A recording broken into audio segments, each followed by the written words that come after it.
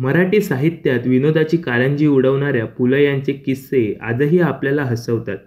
असाच एक गिरगावात एका गजरा विकणाऱ्याने पु ल यांच्याशी केलेला संवाद आजही आपल्याला हसवतो. पु ल एका मैफिलीच्या निमित्ताने गिरगावात गेले होते.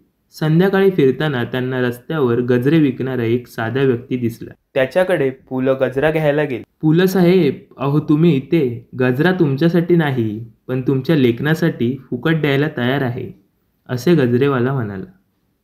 पु ल यावर म्हणाले, "अहो, माझ्या लेखनाची किंमत करणारा तुम्ही पहिलाच माणूस आहात."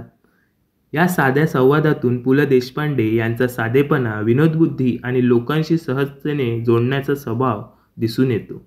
हा व्हिडिओ आवडला तर लाईक करा आणि या प्रकारचे असे अजून नवीन व्हिडिओ पाहण्यासाठी साहित्य मराठी चॅनलला सबस्क्राईब करा.